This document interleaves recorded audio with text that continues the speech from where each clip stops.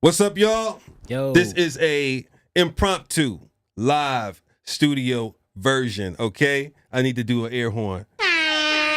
Okay, it'll come later.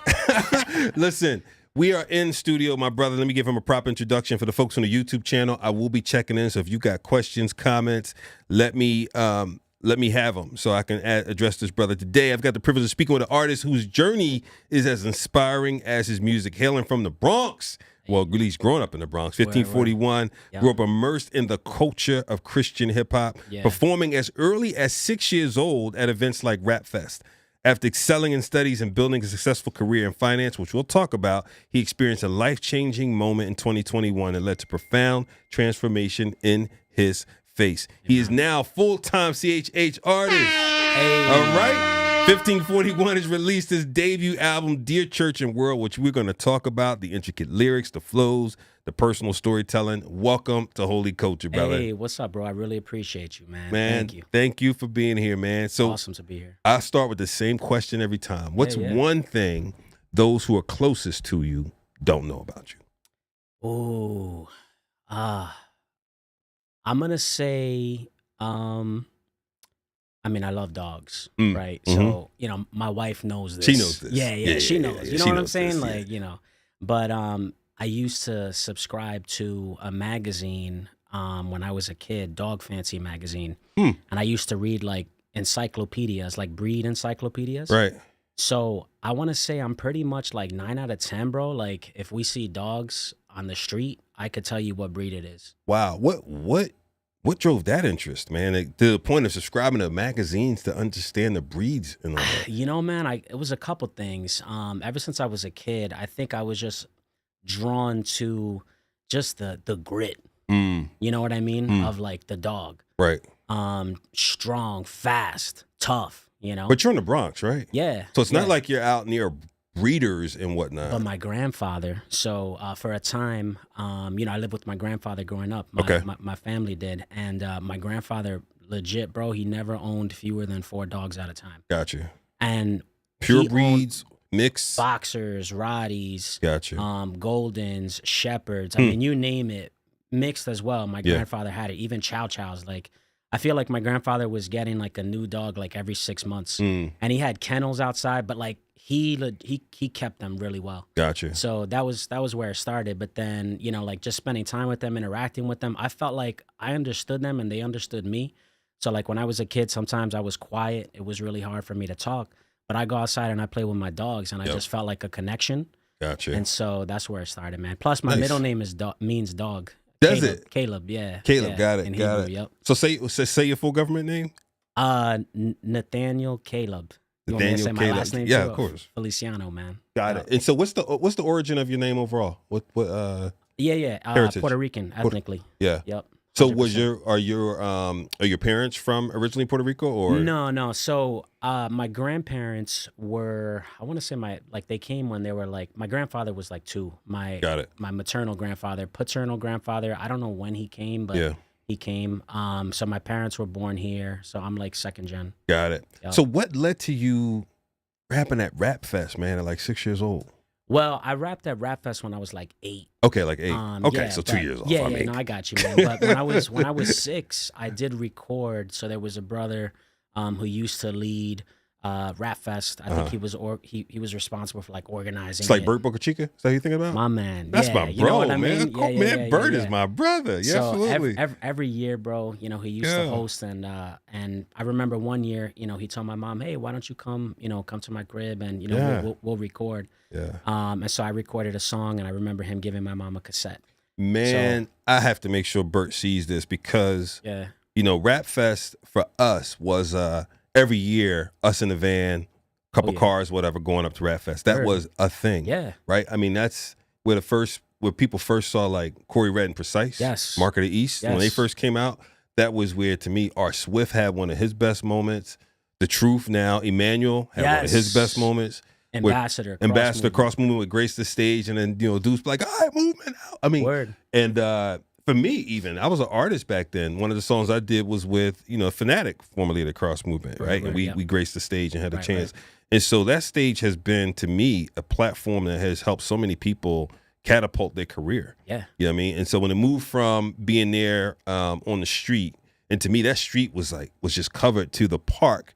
It changed a bit, right? And then and unfortunately it stopped. But shout out to Bert and Mike Boca Chica. Mike Boca Chica used to lead the coffee house. Yep, same thing. We had a chance, me, Baradox, to come up and grace the stage, man. So it is something that I think historically for Christian hip hop, one of the things I aspire to do is preserve some of the history and legacy and see us do that and make those connections. So you hear is like a part of what what I'm talking about. 100%, man. So you know what I mean? I came up there, like Urban D, Eric E. So that's the thing. When I was 8, bro. I rapped like a cover to, and I probably remember the song too, man. Sons of God. So Wise, Eric E. Yes. Was it, man? Down for the Lord. Down for the Lord. That was it. Well, you going back? Remember Brothers Inc. You can't run, but you can't hide.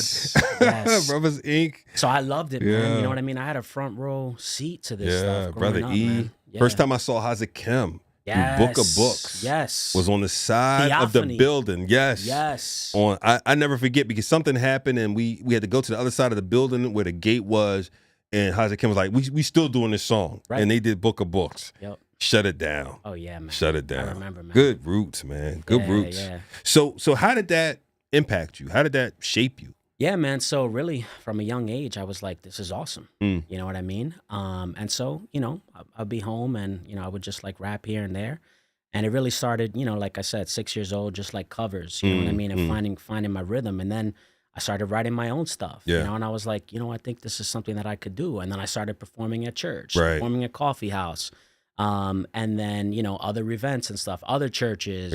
So. Yeah. That's good, man. That's good. Man. So then I read that you were also in fine arts competitions. Right. What led to that? Yeah, so when I was in high school, we actually lived in Connecticut for a time. So the church that we were attending used to participate in like an annual talent show called Fine Arts Festival. So it was an Assemblies of God church. Gotcha. And so they had a rap category. So I remember the first year that I participated, I was 16. And, by God's grace, I advanced to the national level. So it's like sectionals, regionals, nationals, and I placed third. The next year, I also advanced to the national level. Yeah. And at the regional level, I had the opportunity to perform like at the conference, right? Because I think there was like a culminating conference after each, section. And there was a Christian rapper, Bobby. Forget his name. Not Bobby Herring. No. Bobby Bishop? Bobby Bishop. Bobby Bishop. I recorded, there's probably a Facebook video out Shout there. Out but to Bobby Bishop. So I was able to perform with, like share a stage with him, which was really cool. So I advanced to that to the national level. I wrote a song called Martyr's Alphabet where I went through every letter of the alphabet and I described how, Christians in those countries are being persecuted, starting from Afghanistan, Bangladesh, China, all the way down to Zimbabwe. And so I made it to the national level, but there was like an essay requirement and I was a dumb kid. I didn't submit it on time. So I never got to compete even at the national level that year. Gotcha. And then there was also some funding stuff, so, but all to say, man, I kept writing and, by God's grace, I performed at a number of venues. I was receiving invitations and I did go to different churches and I could have done this professionally. Right. I was even performing at Christian colleges. But we'll get into this in a minute. I'm glad that I did not. Really? Is that right? Because I think I would have wrecked my life for real. Huh. Absolutely. Huh. How so? What do you mean? Well, I believe that I was not a Christian, man, to be honest with you. You know what I mean? Like I was saying the right things. I knew the right things, but my heart really wasn't changed. You know what I mean? And so I think that at the time I probably would have gotten into things that, I don't know if I would have come out of, Gotcha. And so I see God's providence and his hand in, taking me in a different direction. Yeah. But then, by his grace, saving me and now preparing me for where almost I'm at. like taking you somewhere else in order to really get prepared and seasoned and then bring you back. Right. And it's funny though, because now like the stuff that I'm working on, like this first project, Dear Church and World, a full-length album, my first official release. Right. Like I would not have been able to put that out if it wasn't for all the life experience that I had. Yeah. You know what I mean? Like I feel like I would have been very 1D. But now it's like I'm leveraging all of that life experience, so I see God's hand in it. That's good. So when you were going through all these things with the fine arts and Christian rap and so on and so forth, like what made you veer and chase the financial professional path? Yeah, so I went to college, man. And like I said, I just made a decision. You know what? I'm gonna, I guess, just pump the brakes on the CHH thing. And look, I love to learn, right? I love the liberal arts. I love philosophy. I love theology. And so I double majored pretty much in theology, but then I also knew, your boy has to pay the bills, right? Right.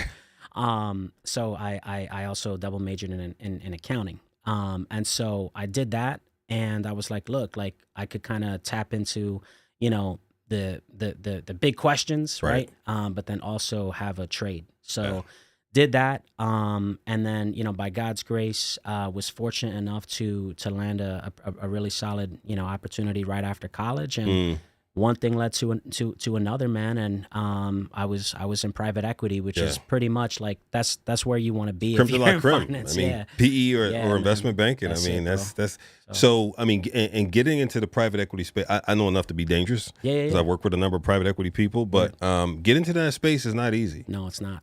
It's not easy. It's not. And actually, shout out to the firm that hired me. I don't know if I should drop. That's fine, man. Yeah. Drum Capital. I want to clarify, like, I really appreciate the opportunity, and it was an awesome experience. That's good. So are they out of New York?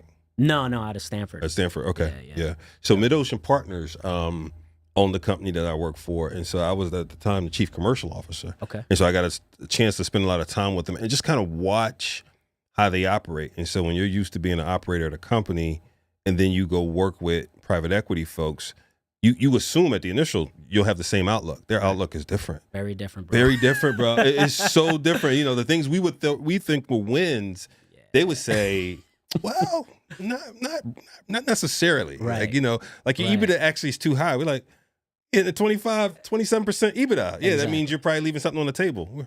Really? Yeah. Right? And so and then to watch how they manage a portfolio. Yep. And deal as investors. Absolutely. Right? Who have, in certain cases, some operating experience. And so for you doing that, how many years were you in PE? I was in PE for about 3.5 years, but I was in like financial accounting and reporting, and for about 10. Gotcha. Yeah, right out of college. So as you transition from like that world to the music space now, bro. what are the lessons you're bringing with you that you're not leaving behind? Like you're like, those lessons there, I'm taking here for sure. What are some of those? Well, I'll say this, man. It's like you're using two different sides of your brain, right? Because it's like some of the categories that you apply in PE, I don't apply in art. You know what I mean? And vice versa. But I'll say this: I use like a PE framework more for how I manage my label as a business. So, for example, setting up my LLC, using my own license agreement. So I had an attorney draft my license agreements up so that when I enter into a transaction with the producer for a beat, I know exactly what my rights and obligations are, and vice versa, right? Interesting. And then, I look at everything as a transaction. So just structuring it, right, commercially to make sure that, all my T's are crossed, all my I's are dotted. But then also, having a plan. So I legit have a marketing strategy. Right. Like, I think that is funny because, the impression could be, oh, I'm just a crazy risk taker. Nah, bro. Like, bro, I have a plan, like, legit, you know what I mean? And I'm working that, by God's grace. So it's like, I'm sowing, you know what I mean? Right. And that's my part. And I'm trusting God, you know what I mean? But I still have to sow. And PE gives me a framework for how to do that in a business context. Art is a little different, you know what I mean? But I'll say this, not so much, believe it or not, because I think that if you look at my songs, if you look at my album, there's a logical progression. Right. From start to finish. It's a unified, coherent story. Yeah. Right. Yeah. So actually that is an application of, the mindset that I applied in PE. Right. So it's like I take this portfolio company and I'm looking at the operation and I'm like, hey, what's the story here? Right. What's the narrative? Right. How do you take these financials, how do you take these numbers and turn it into an actionable, operational plan. Right. And then be able to pitch that. Right. So now I'm talking to banks. I'm talking, you know what I mean? Like, absolutely. And I'm telling that story, but it's got to be logical. It's got to be coherent, but it has to be compelling. Yeah. So actually, I'm going to walk back some of what I said earlier. That last part of making the story compelling is very much an art thing. Right. So I did apply this. It is. You did. I was going to say, because you truly did, man, because, sometimes when you're working in a company and you're in leadership, every now and then you have that moment, hopefully within yourself or a friend or somebody who keeps you accountable, says, even at lunch, bro, are you working in the business or are you working on the business? Right. Because sometimes you get so down into the execution, you don't come up to, like, I always say, like, imagine you're in a factory. If you're down on the floor at every conveyor belt, who's up top overseeing all the conveyor belts, right? Yep. Being in PE, like, takes that example to the fifth exponent. For sure. Seeing it as a portfolio company saying, okay, cool, we've got this whole thing. Is it capitalized enough? Do they have enough partnerships? Right. Onshore, offshore? Are they thinking about labor shifts and looking ahead, right? And a lot of times people in the business can't see it. And so to me, as you bring that into this, you're doing that with your art and thinking about, and again, it's no disrespect to art, but a lot of times I think when we think about the art, we have to think about it as an asset. Absolutely, 100%.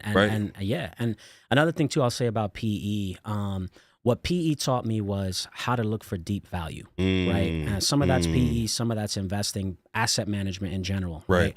So it's funny because I feel like nowadays, like most consumers, they're only going to attach themselves to an artist like after that artist has already made noise, right? Mm-hmm. And what I'm saying is my stock is low now, but it's going to rise. You feel me? Like, I want to rise. That's good. Yeah. So I look at it as like right now I'm undiscovered. Right. I have an album, but like if you listen to it, I feel like anyone who looks at that with a PE or investor or like asset management lens, they're going to be like, yo, there's deep value here. You know what I mean? Like there's something here. Let's try to get into tranche A. You know what I'm talking about? I do. You know what I mean? Let's get in now. Let's get in early. I do. So I look at it as like, right now, I released my debut release Thanksgiving, right, 2024, and I'm cool like with the fact that it has like, couple thousand, streams, because I'm like, that's a good thing. Right. Like I haven't been marketing it or promoting it. There's something there. Yeah. You know what I mean? And I feel like this stock could rise. So I know you don't want to give away the secret sauce per se, but to the extent that you can, well, actually, let's go back a second. I have a couple questions. What was it like to make the decision to say, I'm going to leave this PE job? And I'm sure some people like grabbed you by the shoulders and said, are you sure? Like you're leaving, let's be honest, a good paying role with a lot of future possibilities to go do what? Christian rap? Right. What was that like going through that process? Yeah, well, I'll say this, man. It's a process that unfolded over the course of about 2 years. Okay. It's not a decision that I made lightly or hastily or in isolation. Right. So it's funny because like you often hear that proverb quoted, there's safety and abundance of counselors. And I agree with that. But that doesn't mean make everyone your counselor, right? Because there's another proverb that says, he who judges a matter before hearing it, that's to his folly. So it's like everybody has an opinion, you know what I mean, on my story and what I should be doing. But the funny thing is they don't know me. You feel me? So I feel like the people who know me best, starting with my wife, you know what I mean? Starting with my family. Starting with my accountability. Your parents still around? Yeah. My parents are still around. Shout out to mom and dad, man. Huge fans. I love them. Where are they living, by the way? They're in New York. New York. Okay, gotcha. So my church, my pastor, right? And then three dudes who like we're like life bros. You know what I mean? Like 2 of them are from my church. One of them is a mentor. So we all made this decision together. And actually, to be honest with you, bro, this is something I didn't want to do. You know what I mean? Like for the better part of, my post-college life. You feel me? Like I was foot on the gas, like, let's go industry all day, every day. You know what I mean? Like rap, Christian rap. Then what pushed it forward? So it was really a 2-year process that honestly, man, started with discipleship. Gotcha. It started with that recovery discipleship, that turning point in 2021, which then led into 2022. And then in that process of character change, my priorities started to shift. Gotcha. And then, I started having conversations. I remember the first conversation, I had with one of the dudes from that group, like, yo, this is going to sound crazy, homie. I like to rap. And he was like, what you mean? And I was like, I like to this. And he's like, yo, we got to explore that, bro. So then 3 months later, 6 months later, 9 months later, like we're talking about it. And he's like, yo, man, I think that, maybe this is something you should consider. And then, one of the guys from my group, one of the co-leaders of that men's group was like, brother, you should consider a career change. And so from that point, I believe that was in October of 2022. It took about a year and 3 months or so for me to actually like do that. One of the folks in the group heard you and said, I think you should make a career change. I think you should do this full time, bro. Now the turning point was 2021, right? Correct. What was that? What was the turning point? Yeah, bro. The turning point for me, like God had been bringing me to a place where I was starting to see the reality of my condition. And I believe that I was very religious. Like I said the right things. I knew the right things. I went to church. You know what I mean? I even participated in the right ministries. I did the right thing. And my heart wasn't changed. My heart was not changed. What made that bubble up for you? What made you see that? See yourself in the mirror that way? Praise God, the Holy Spirit who convicts the world of sin, right? So December, I want to say late 2021. I got together with two of the guys. They're actually two of my 3 reference letters. Are from these guys. I love them. We're like blood brothers, like. Yeah. You know what I mean? Yeah. But not for real. You feel me? Like chill. Like this ain't no vampire. But yeah. So we got together for breakfast and really early, and I get into this in the Trackstars interview, and I was like, "Yo, this is what's going on in my life." And they started asking questions, and they're like, "Brother, can I ask you a question for real? Do you believe that you're regenerate?" And I was just like, "Really?" They were like, yeah, like, do you believe that you're born again? Like, do you believe that you're truly converted? Yeah. And I'm like, well, what about like struggle with sin? And we're not denying that. Right. But what you're describing sounds like a lifestyle. You feel me? Like, and so it was a moment of grace and truth. It was confrontation, but it was compassionate confrontation. Not this Instagram reel, like, you know what I mean? Like, no. It was coming from 2 dudes who know their own sin and who are humble before God, right? And who look to Christ, but also know him as their savior. Gotcha. And then know the Spirit as their sanctifier. You know what I mean? And they want to call me into that.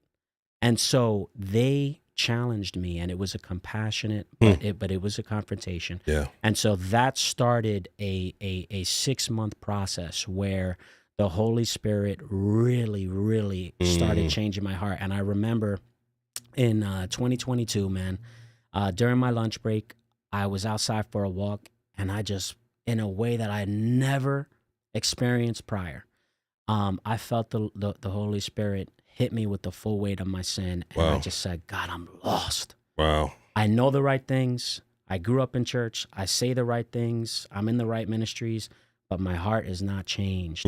I love my sin and I love myself, and I do not love you. I love my sin. Yes. Wow. And I said, but please, if you're gonna wait for me to start loving you in order to answer this prayer, I wouldn't have to say this prayer because I wouldn't need you, right? But you're the first mover.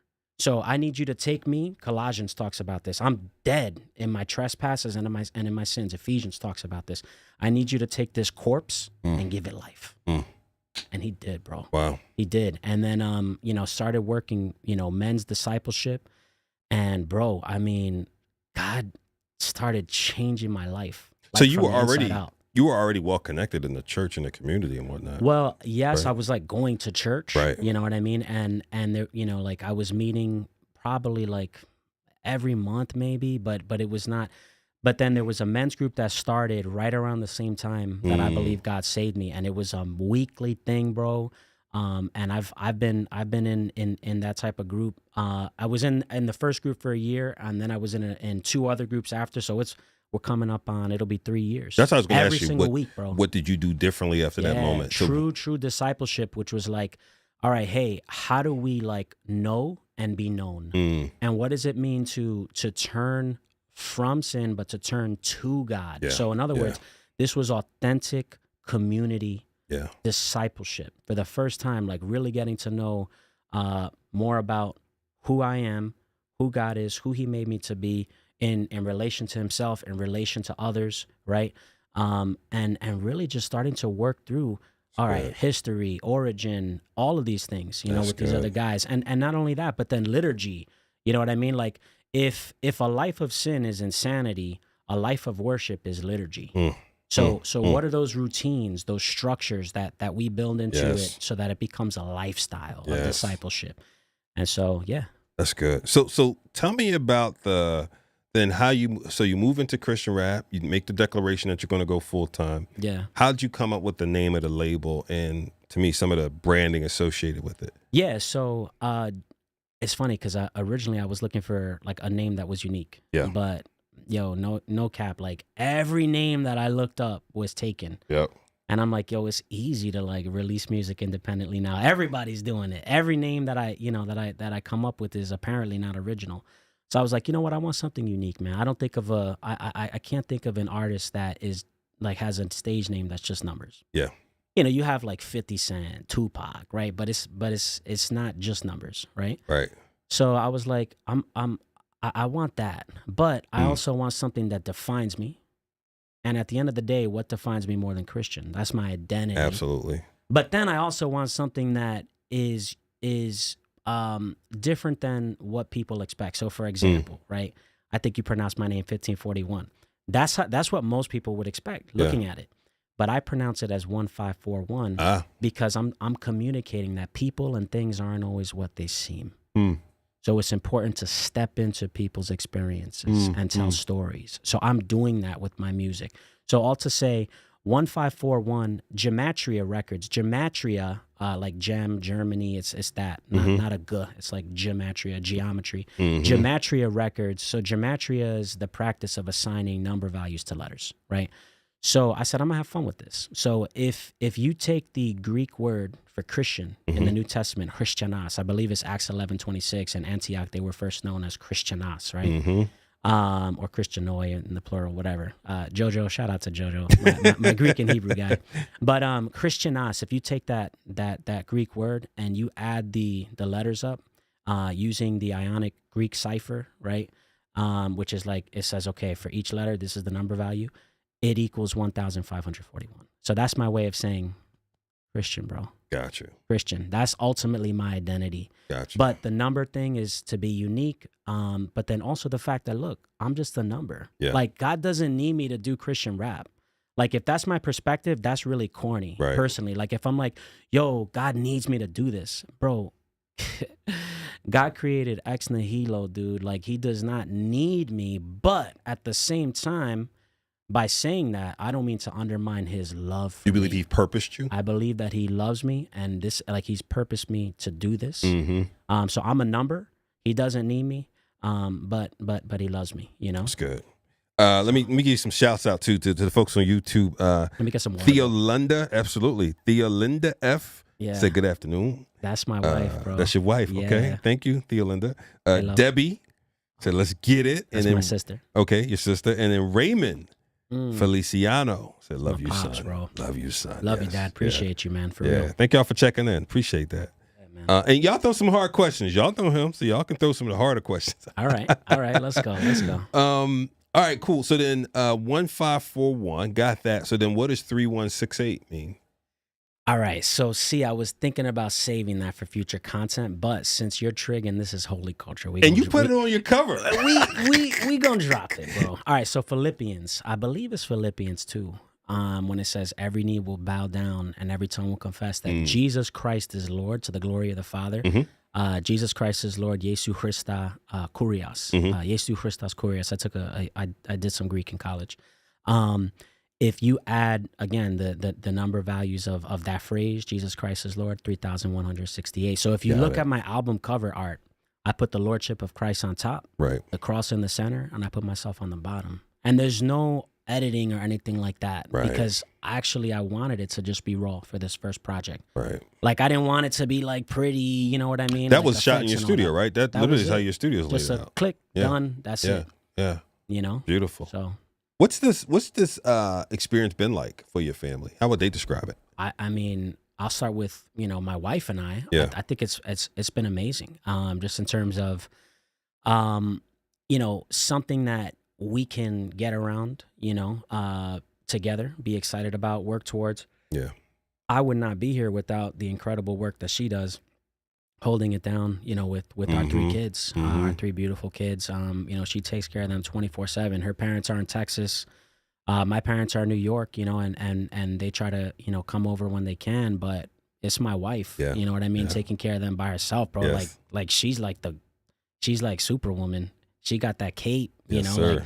So all to say, she's been working hard. She's invested, with that side of things, and she frees me up to really be able to create, and so it's been a season of trusting God, but it's really cool that she supports me in this, there's been no pushback, not to say that we don't talk about things and we try to make decisions together, but yeah, man, I think it's been something that has really brought us together even more, and then extended out of that. So my parents, my brother, my sister, they're super supportive. So really grateful for that. It's good. And then same with the church, man. That's good. So talk about the album, Dear Church and World. Yep. What made the concept what made the concept of the album come to life? Yeah, bro. So really, we kind of got into this earlier, but some of the healing that God was working in my own life, right? So I wanted to interact with the question of what does it look like for the church to be a place of healing in the world, right? And so, Dear Church and World, right? It sounds like a letter because I'm being authentic in it, but I'm also saying something. I'm communicating a story, and some of it's my story, some of it are other stories, right? But basically, the heart of it is, what does it look like for the church to be a place of healing in the world? And how can I contribute to that as a Christian rapper? Right. And so, start to finish, Hit 'Em With a Rap tells the story, of how I got into CHH. Christian rapper, I think, has the potential to be, make a unique contribution to CHH in that I'm talking about, or I'm defining what I mean by that term. Yeah. But I'm also creating it at the same time. Right. So it's all right, I'm going to get into CHH, Hit 'Em With a Rap. Here's what I mean by that, Christian rapper.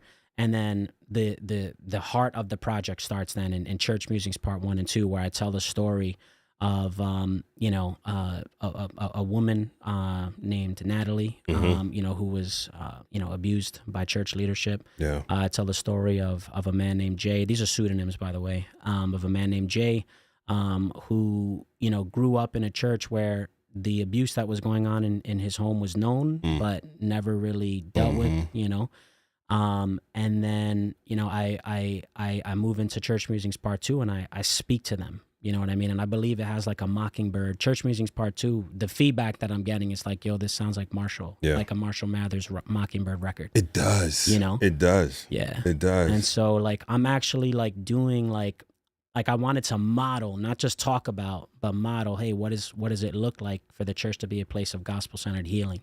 So that's what I do there. And then Dear Addict, I'm hey, what does it look like for Jesus to step into addiction? Yeah.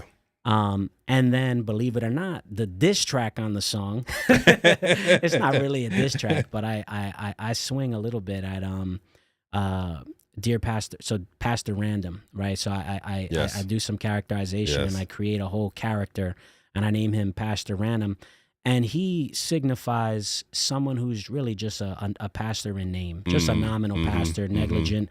Random means he's disconnected from his sheep, doesn't know them. He's just a random stranger, basically just collecting their tithes and preaching at them, rebuking them. But he's not really shepherding, right? And so really, like he, I think, personifies some of the frustration that a lot of people have who have left the church. This is just hypocritical. Right. You know what I mean? Like this is not a place for like sinners who want to repent. This is just report cards. And so I wanted to confront that. And then I do confront, you know, some of the issues in the world that I'm seeing of abortion, transgenderism, cancel culture. But I intentionally reserve that for the end. And I Will Never Win a Grammy. And then I close the song out with a tribute track to some of the church leaders who have had such an instrumental part in my own walk. And then as well as, you know, the team, my producers and engineers. So, yeah, man, I think what makes it unique is that it's storytelling from start to finish. I do think that lyrically it's first rate, both in terms of the content and also the cadences. Some of the rhyme schemes are very intricate, very unique. And I know that, you know, some people are like, oh, lyricism is passe. Look, I'm going to do me, bro. Nah, bro. You know what I mean? Not like, at all. That first track is, you know, I'm just going to be honest. Like, I'm a lyricist. Like, it's cool, like, you know, processing and effects. But I'm the kind of guy who, like, when I step into the studio, I'm not the kind of guy who just stands in front of the mic like this because I'm hearing the, you know what I mean? Like, it's the effects and the processing are carrying me. No, like, I'm going to spit into this thing. So that's me, bro. And it's clear, you know. I listened to it twice, I think, all the way through, and appreciate you, man. You know, absolutely, and I love the pointedness of some of the points, no pun intended, right? But you're really like hitting some of the nails on the head. But you also then give this balanced perspective of, yeah, but I need the church. 100%. Right? It's not a church diss. No. It's pointing out some of the opportunities, right? And then ways to do it. And let me affirm at the end, you do a great job on that close up of, I need the church. Like, I'm here. 100%, bro. 100%. Yeah. And actually, like, I say this on my website too, 1541rap.com, shameless plug. Of course. But I say this on my website. Look, I am first and foremost a Christian.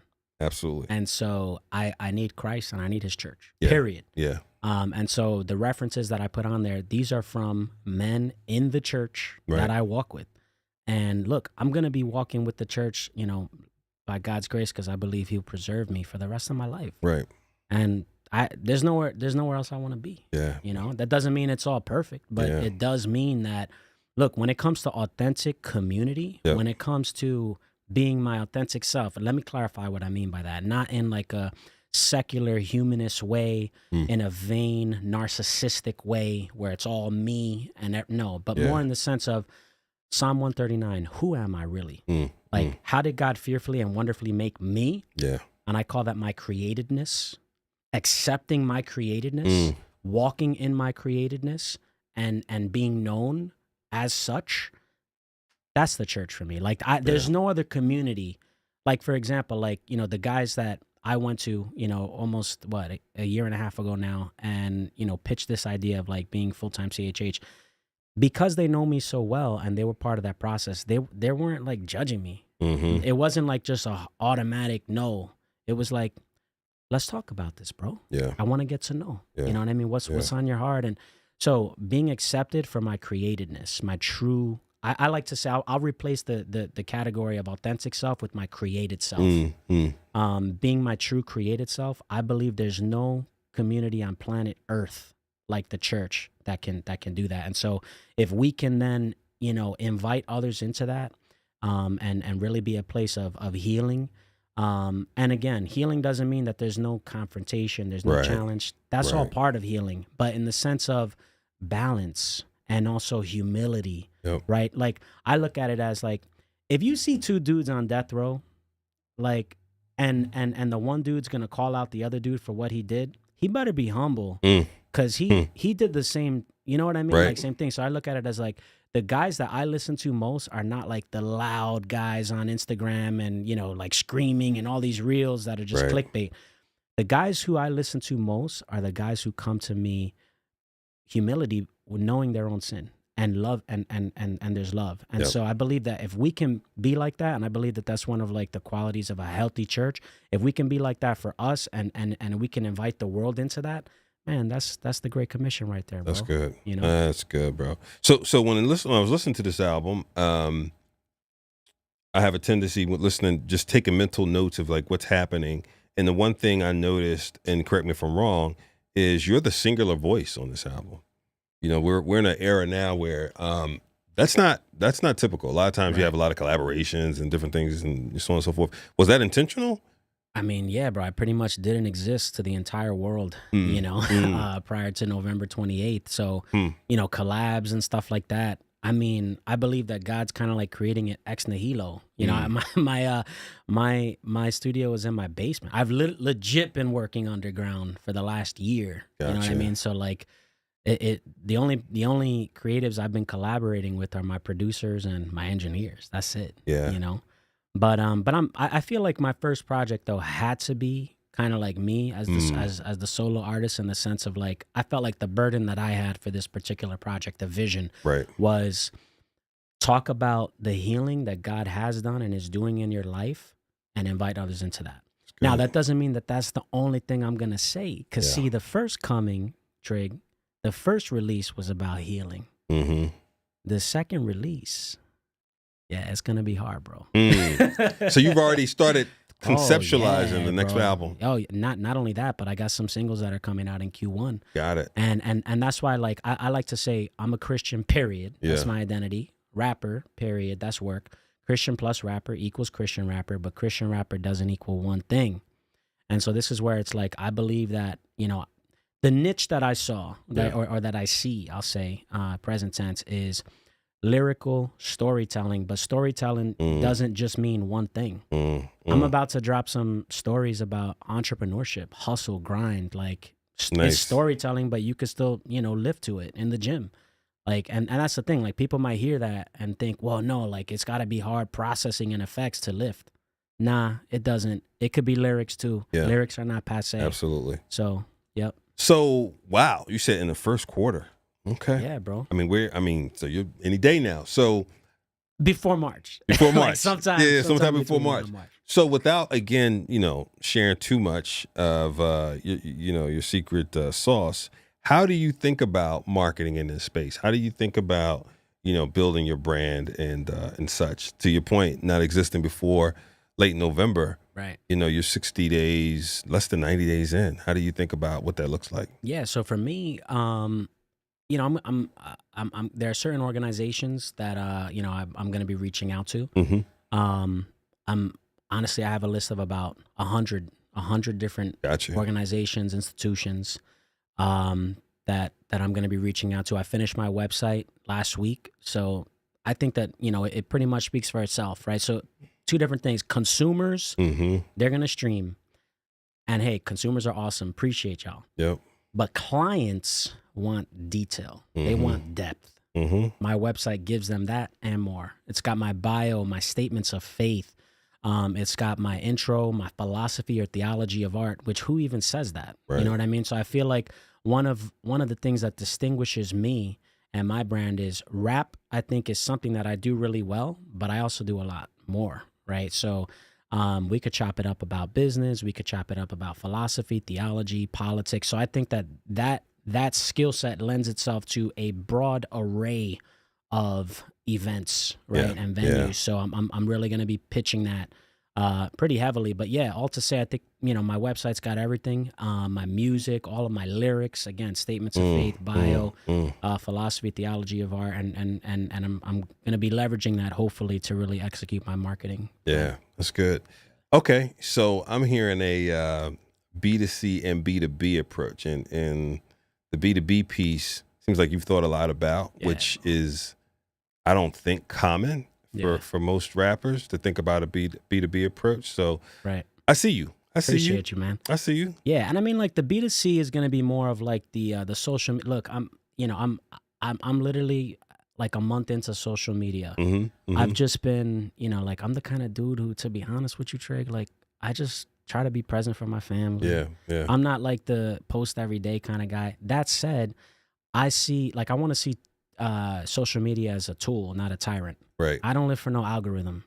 You know what I mean? Right. That said, I see it as a tool. There's a redemptive use case for it, for sure. Sure, so absolutely. I'm gonna be tapping into that. And I'm gonna be releasing. So one of the things I'll say is I've got a couple different like content segments that I've thought through on the B2C, like the side of it. maybe we should clarify. So B2B, meaning business to business, B2C, business to consumers. So like social media, I would consider B2C. So I'm going to put out, rapping reels and all that and videos and, all that TikTok algorithm type stuff. Right. And then also I've got a segment called Do the Math, which is where I'm going to be doing like short form content, like who I am as a Christian artist and a creative, what I'm up to. And then another one called Rap Exegesis, which is more like algorithm conscious in the sense of, like quick, a couple seconds. But what it's going to do is it's going to blend my music, so marketing it, but then also a scripture verse, and then rightly interpreting and explaining it, exegesis, and then some of my interests as well. So I like chess, for example. I just dropped the first Rap Exegesis short, and check it out. It's pretty cool, man. Magnus Carlsen is putting Hans Newman in his place, boy. Yeah. I'm a huge Magnus Carlsen fan. But yeah, I looked at that like Jesus, like checkmating rap. Like, yo, I own you, bro. Rapping CEO, Jesus, bro.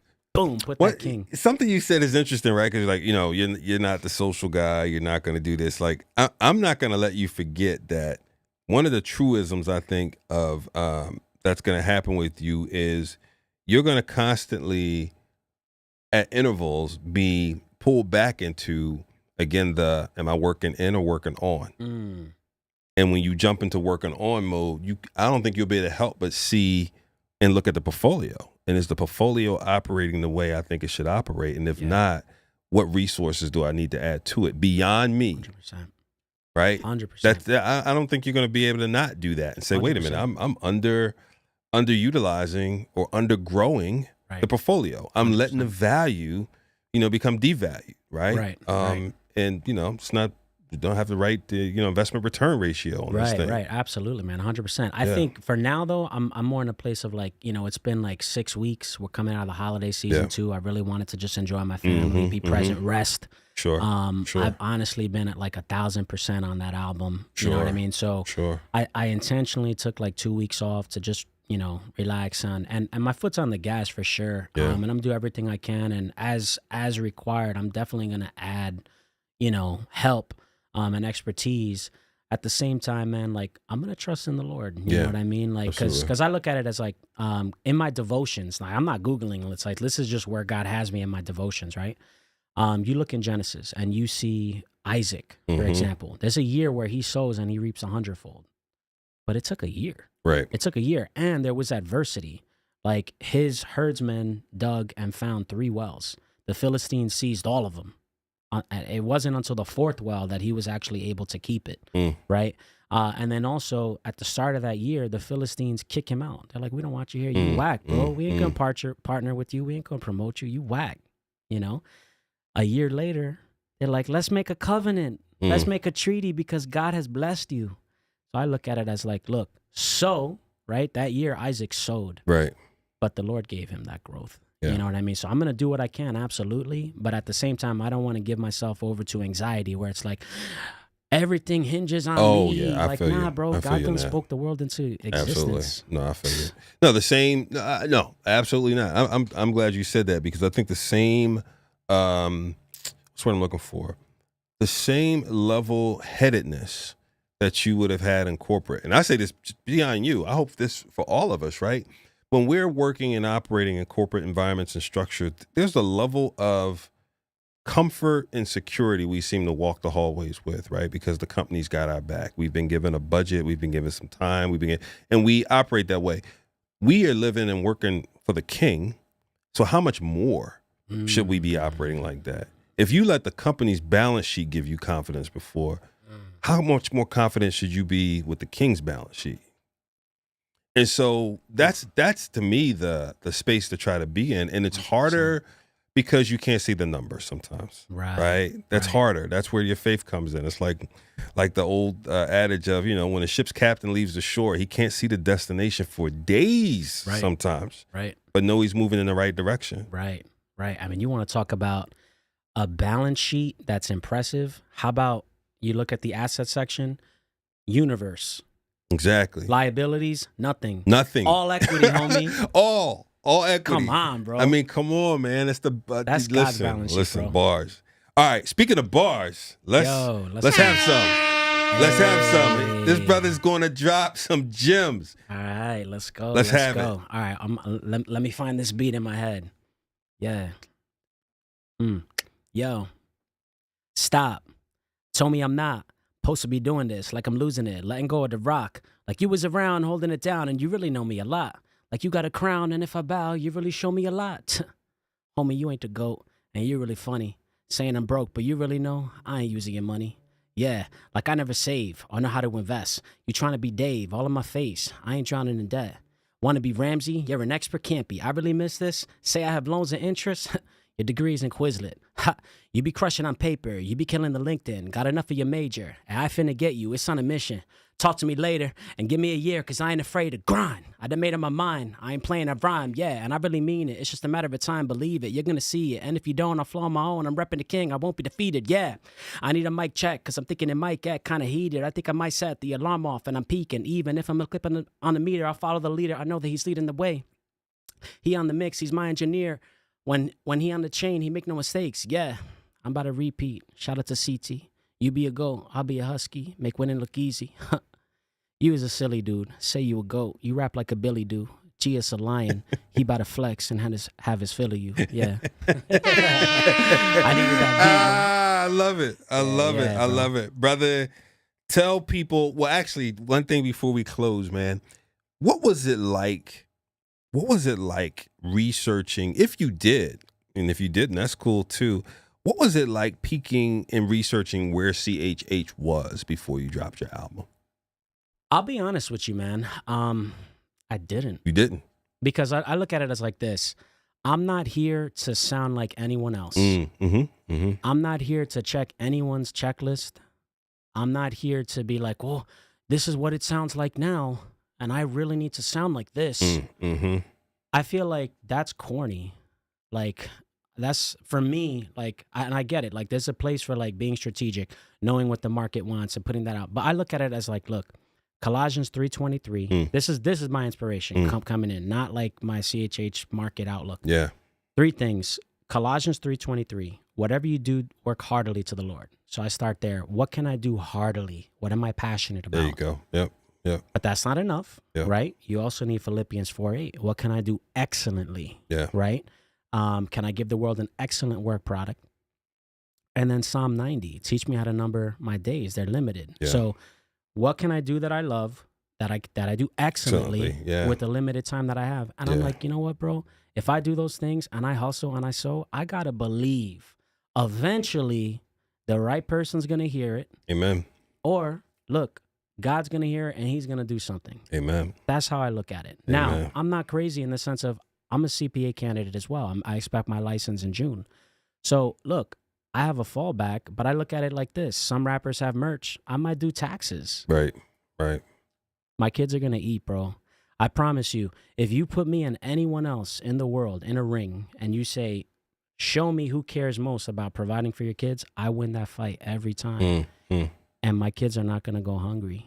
So we're good, bro. You don't have to worry about, like, my family's not on your shoulders.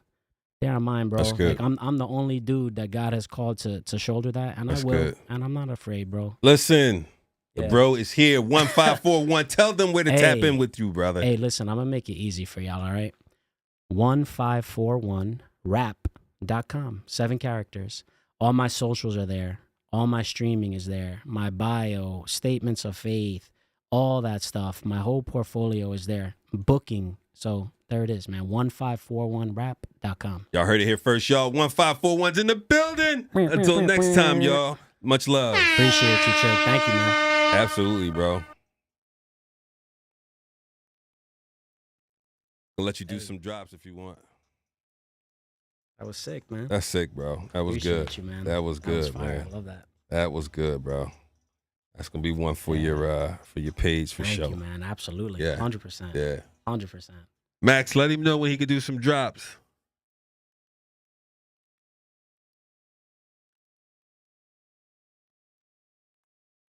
Are we done or? No, you maybe just record a couple drops like 1541 or Holy Culture Radio. Oh, Those kind of drops. Yeah, he's just getting ready so you can record them. He'll tell us.